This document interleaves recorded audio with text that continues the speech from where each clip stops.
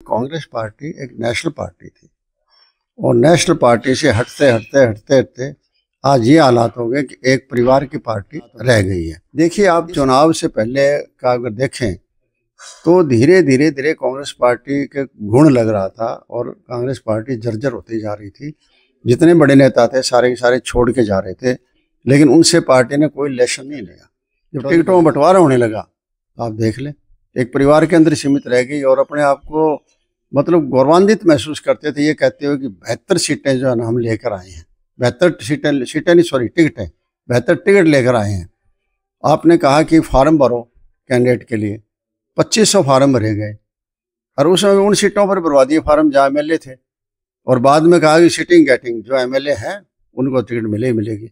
उन 28 में से सर्वे कहाँ हुआ? 15 तो हार गए थे। 15 हार जाते हैं तो फिर वो सर्वे तो था ही नहीं, सबको इग्नोर कर दिया गया। तो काफी लोग तो बीजेपी में चले गए। आज बीजेपी में कौन है? कांग्रेस के लोग हैं बीजेपी के अंदर है। ये तो लोकदल कमजोर हुआ तो कांग्रेस में कुछ लोग लोकदल के आ गए, वरना तो कांग्रेस पार्टी तो खत्म होने जा रही थी। ये हालात कांग्रेस पार्टी के हो चुके थे। जो सारे नेता अपने बीजेपी में भेज दिए, सारे के सारे किस्म के, क्यों तंग किया उनको, दुखी किया गया, उनको आइसोलेट किया गया। कहाँ 67 सीट थी 2005 में, और कहाँ अब आप 37 पर आ गए हो।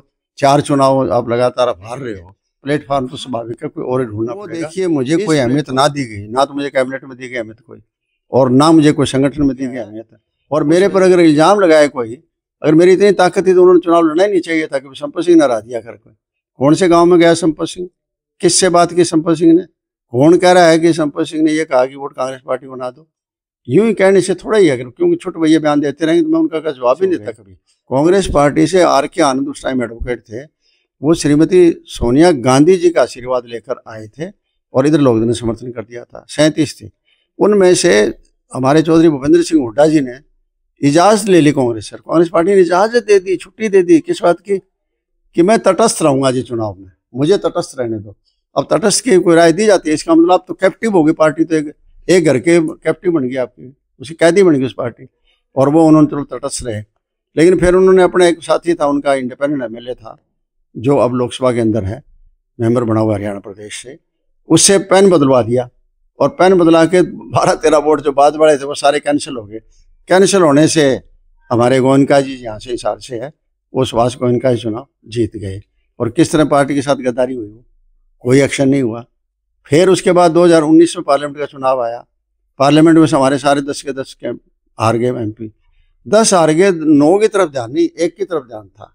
20 में राज्यसभा का चुनाव आ गया, तो राज्यसभा का चुनाव आया तो आपको चाहिए तो यह था कि SC या BC को लेकर आते आप, क्योंकि अब आप तो अपोजिशन लीडर बन गए भाई। एक कम्युनिटी को तो आप लीड कर रहे थे, फार्मिंग कम्युनिटी को लीड कर रहे थे आप, तो आप बन गए। जो आप बन गए लीडर ऑफ अपोजिशन बन गए, एक नेतृत्व मिल गया आपको, CLP के लीडर हो गए। तो उसके बाद SC BC से लेके आना चाहिए था। हमारी शैलजा जी उस टाइम आ रही थी, उनको तो नहीं दी किसी को टिकट। किसको दे दी? अपने बेटे को फिर लिया है भाई। इसका मतलब आप घर में ले आ रहे हो किसी, मतलब चलो मान लो फार्मिंग कम्युनिटी किसी और को दे देते, किसी और परिवार को दे देते, वो भी अपने परिवार में ले आए, जबकि हक उस टाइम 100% SC BC का बनता था। और SC BC में किसी को ना लेने की वजह अपना घर का ले आए। तो हर चीज़ आप घर में समेटते जा रहे थे, सारी चीज़ें आप, तो इसका मतलब आपको दूसरे की परवाह ही नहीं थी। तो ये कांग्रेस पार्टी देखा ही नहीं।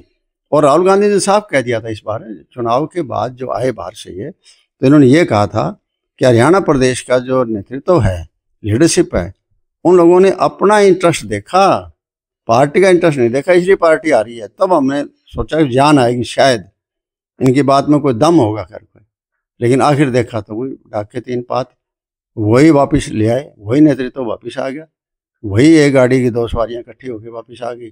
तो बताइए क्या रह गया घर पर? आप क्या फैसला लेंगे सर आगे? क्या आगे तो अब ये होगा कि यहाँ तो अब देखिए, मैं वो इस्तीफा दे दिया, इसलिए दिया है कि आज हम किसी के लायक ही नहीं रहे, लोगों की सेवा करने के लायक ही। जब इतना मैंने हालात बताए आपको, किस तरह से माड़े हालात हुए हैं, जब किसान के हालात हुए हैं, जिस तरीके से 4 महीने पानी बंद रहा भाखड़ा का, इधर से किसानों के खेत में पानी खड़ा, घरों में पानी खड़ा, बाजार में जाते हैं उनकी फसलें लूटी जा रही है, खाद उनको जो है ना महंगी मिल रही है, ना मिल रही है उनको, डंडे पड़ रहे हैं उनके ऊपर। और उन हालात में कांग्रेस पार्टी कुछ कर ही नहीं रही। कम से कम सड़क पर आए, लोगों की मदद करे। बयानवीर से थोड़ी बात चलती है, बयान दिए जाओ, बयान दिए जाओ। अरे कुछ करके दिखाओ, बयान का जो वैल्यू है उसकी, या कोई स्टडी करके बयान दो तो आप बताओ। जैसे शिक्षा के जो हालात हो रहे हैं, आज अखबार में छप जाएगा ना कि ये नहीं है वो नहीं, अगले दिन कांग्रेस पार्टी का आदमी तो वो भाषण दे देगा कि हाँ ये नहीं हो रहा वो नहीं हो रहा। आज इसी बारे हेल्थ के बारे में कुछ, आज ये नहीं हो रहा बोल, इसे स्टडी करके बताओगे क्या चीज़ होने लग रही है। जैसे मैंने बताई थी, जो देवलाल यूनिवर्सिटी की बताई पहले सरसा, फिर यहाँ गुरु जम्बेश्वर यूनिवर्सिटी के बारे में बताया आपको। तो इस तरह का कोई मतलब कहने का कोई बच्चा नहीं है इनमें, कोई मादा नहीं है। सारे के सारे एक मतलब किसी दूसरे पास चलाओ तो आप नाराज कि आप शैलजा जी के पास क्यों गए, आप रणदीप के पास क्यों गए, आप कुलदीप शर्मा जी के पास क्यों गए, आप कैप्टन अजय सिंह से आपने बात आज कैसे कर ली। अगर भैया इनको सबको अछूत बना दिया क्या, संपत सिंह तो अछूत नहीं रहना चाहता। कई दिन से मैं सोच रहा था क्या करूं क्या करूं क्या करूं।